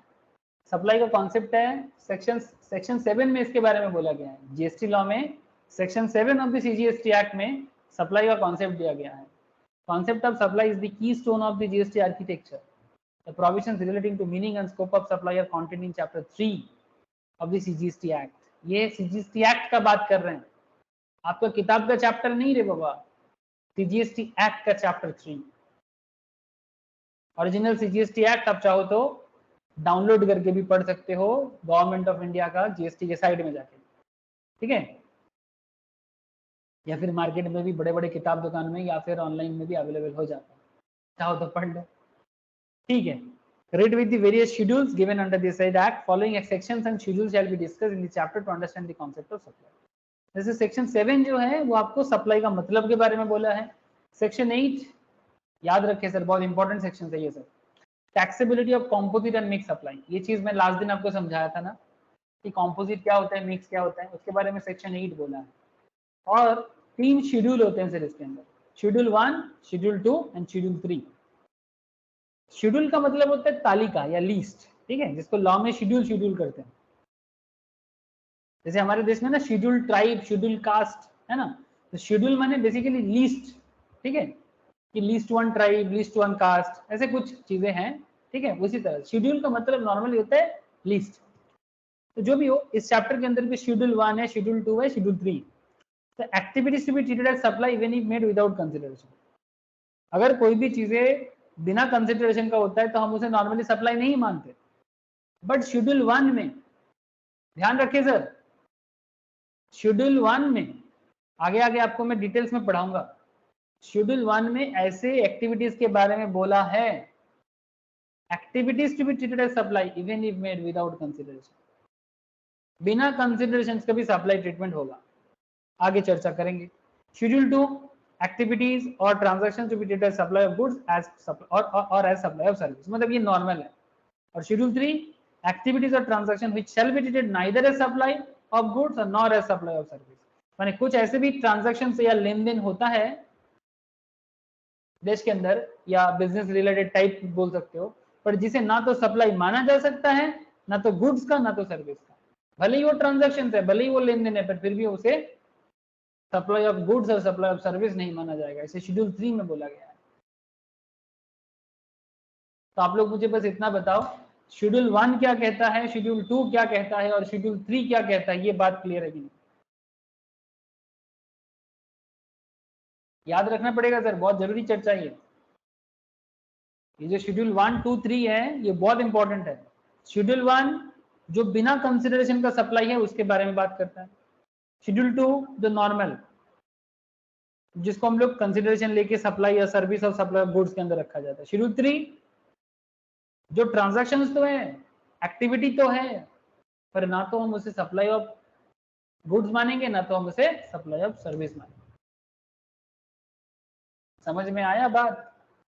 आगे पढ़ेंगे सर, आगे डिटेल्स में यही सब चीजें जानना है। सप्लाई चैप्टर यही चीज कवर करेगा डिटेल्स में। तो पहले मुझे इतना बता दो कि बात समझ में आ रहा है। হ্যাঁ স্যার, এবার 3 নম্বরটা একটু ডিটেইলস দেবেন। নাম্বারটা আমি আগে আগে পড়াবো, ডোন্ট ওয়ারি। বাস এইটুকু বুঝে রাখ কি এরকম অনেক ট্রানজাকশনস আছে, এরকম অনেক সাপ্লাই আছে যেগুলোকে আমরা না তো সাপ্লাই অফ গুডস মানবো, না তো আমরা সাপ্লাই অফ সার্ভিস মানবো। যেগুলো আমি ডিটেলসে বলবো সবগুলোর ব্যাপারে ডিটেলসে বলবো। আমি নোটসও শেয়ার করবো, তোরা চাইলে পড়তেও পারিস নিজেরা, ঠিক আছে।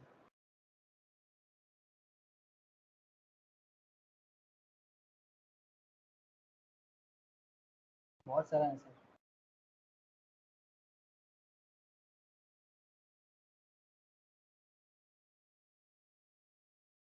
माने लेन देन होगा, लेन देन तो होगा, ठीक है, बट उसे हम सप्लाई नहीं मानेंगे, उसे हम सप्लाई नहीं मानेंगे। इस तरह का कॉन्सेप्ट यहाँ पर काम करेगा।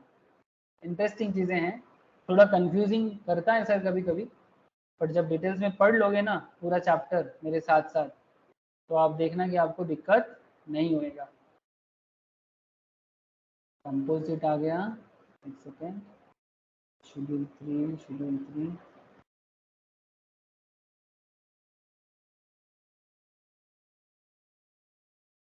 ये दो, ये सब आता है non supplies listed in schedule 3। जैसे service by an employee to the employer in the course और in relation to his employment. एक एम्प्लॉय अपने एम्प्लॉयर को सर्विस देता है कि नहीं देता, बोलो। হ্যাঁ স্যার, কাজ করে। काज करता है, काम करता है ना। एम्प्लॉय एम्प्लॉयर को सर्विस देता है, बट ये सर्विस जो है, ये सप्लाई जो है, ये सप्लाई नहीं है। ट्रांजैक्शन तो है पर सप्लाई नहीं है। Amount received by an employee from the employer on premature termination of contract of employment, ठीक है, अगर किसी को फायर कर दिया गया अपना ऑर्गेनाइजेशन से, treatable as amounts paid in relation to service provided by the employee to the employer in the course of employment, है ना। मानो कि प्रीमैच्योर मतलब उसका जॉब कंप्लीट नहीं हुआ, कंप्लीट होने से पहले उसको फायर कर दिया गया, कुछ अमाउंट हाथ में थमा गया, बोले जाओ भाई हो गया तुम्हारा, लेकिन ये भी लेन देन हुआ, बट इसमें सप्लाई नहीं माना जाएगा। जैसे हमारे घर में कैजुअल वर्कर होता है ना, डेली बेसिस में जो लोग काम करते हैं, है ना, नॉर्मल जो डेली वर्कर होते हैं, service provided by casual worker to employer who gives wages on daily basis to the worker और service provided by the worker in course of employment, ये भी तो है। कंस्ट्रक्शन काम करते हैं, casual workers employed by construction contractor for execution of building contractor, ठीक है। हाँ, इसके अंदर भी कुछ और भी एक्सेप्शनल पॉइंट है कि अगर कोई कॉन्ट्रैक्चुअल बेसिस में कॉन्ट्रैक्टर के थ्रू से काम करते हैं तो थोड़ा और कॉन्सेप्ट आता है, जो मैं आपको बताऊंगा आगे, ठीक है। कोर्ट हमें जो सर्विस देते हैं, सर्विस बाय कोर्ट और tribunal establish under any law, court हमें सर्विस देता है कि नहीं देता, হ্যাঁ স্যার। लेकिन क्या वो सप्लाई माना जाता है ना। कोर्ट जो ट्रांजैक्शंस होते हैं उसमें जीएसटी लगता है ना, ठीक है। सप्लाई नहीं तो जीएसटी नहीं। जैसे एमपी एमएलए हमें सर्विस देता है, एमपी एमएलए सर्विस देता है हमें, पंचायत मेंबर्स, म्यूनिसिपल का मेंबर्स सर्विस देता है कि नहीं देता, আচ্ছা, ওগুলো को समझ रहे हो सर। सर्विस तो है, एक्टिविटी तो है, बट उसे सप्लाई नहीं माना जाएगा।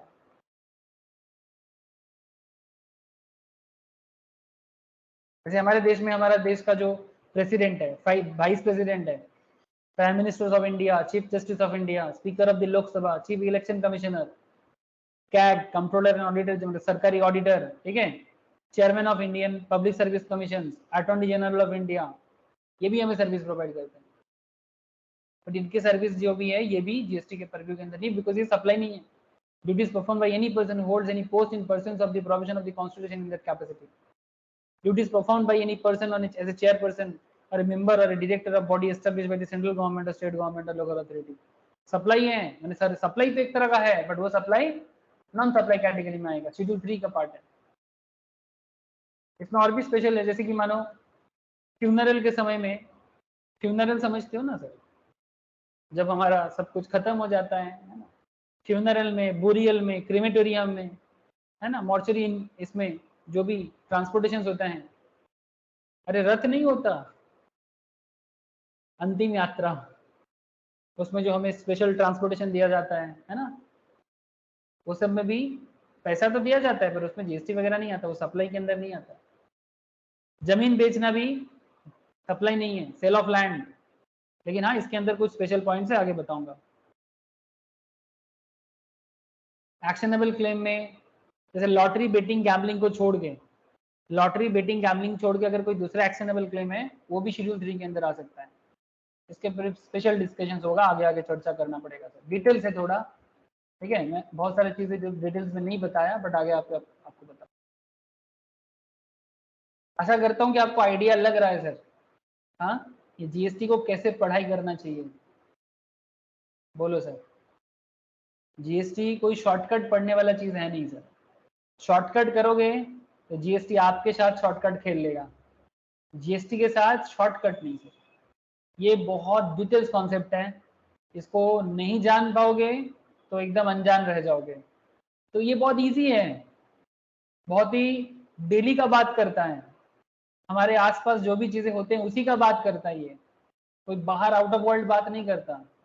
बट एक एक चीज इतना डिटेल्स में बोला है, आप लोग थोड़ा पढ़ते पढ़ते शायद बोर हो जाओगे, लेकिन सर बोर नहीं होना है, क्योंकि ये हमारे आसपास का ही बात करते हैं, जो हमारे साथ डे टू डे लाइफ में होता है उसी का बात करता है, क्योंकि लेन देन का बात है ना, सप्लाई का मैटर है। सप्लाई है तो जीएसटी है, और हम लोग भी डेली बेसिस में कितना जीएसटी जीएसटी चिल्लाते हैं। ऐसे रिसेंटली मैं कहीं पर थोड़ा विजिट किया था, मैं कुछ दिन था नहीं, आपको पता है, तो एक जगह में एक थोड़ा घूमने गए थे सर, घर के आसपास से एक जगह में, तो वहाँ पर एक लड़का बहुत सारा चॉकलेट वगैरह लेके बिजनेस कर रहा था। तो मैं उनको पूछा क्या फोटो ले सकता है चॉकलेट का, तो बंदा बोलते हैं फोटो लेने में कौन सा जीएसटी लगता है। उसका जवाब भी गजब था, ठीक है, भाई फोटो लेने में कौन सा जीएसटी लगता है। तो जीएसटी इतना लोगों के मतलब दिन रात के साथ जुड़ा हुआ है कि मैं आपको क्या बताऊं, ठीक है। मतलब बंदा बोलता है, मैं बोला पूछा उनको कि भाई क्या फोटो ले सकता हूँ इसका, तो बोलता है भाई फोटो लेने में कौन सा जीएसटी लगता है। तो आप सोचो कि गांव का बंदा जो अपना प्रोडक्ट बेच रहा है उससे भी पता है कि भाई जीएसटी क्या चीज है। तो पॉइंट यही है कि जीएसटी हमारे साथ जुड़ा हुआ चीजें हैं, आप इनके साथ जुड़ोगे तो आपको पूरा नॉलेज आ जाएगा। बट अगर आप बोलोगे सर इतना डिटेल जोड़ने में मजा नहीं आ रहा है, तो फिर क्या बोलता है सर, मजा किरकिरा हो जाएगा, एग्जाम तो बात नहीं मानेगा ना, ठीक है। अगले क्लास में सर मैं आपको एक एक शेड्यूल डिटेल्स में चर्चा करके बताऊंगा, उसमें एग्जाम्पल्स भी होगा, केस लॉस भी होगा और क्वेश्चन आंसर्स भी होगा, ठीक है। आज का इतना ही रखता हूँ।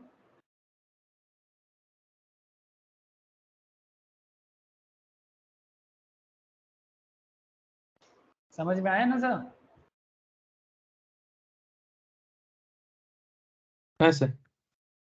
ओके राम, ठीक है। सनॉन, आयन, शालिनी, हाँ sir. Yes sir. Okay sir, ठीक है फिर, okay thank sir, you sir. Okay sir, good night sir, good night sir. Good night sir, bye sir. Good night bye sir, bye. Sir, একটা কথা জিজ্ঞেস করবো? বল না। স্যার আমি বলছি আপনি কি ওই বলতেন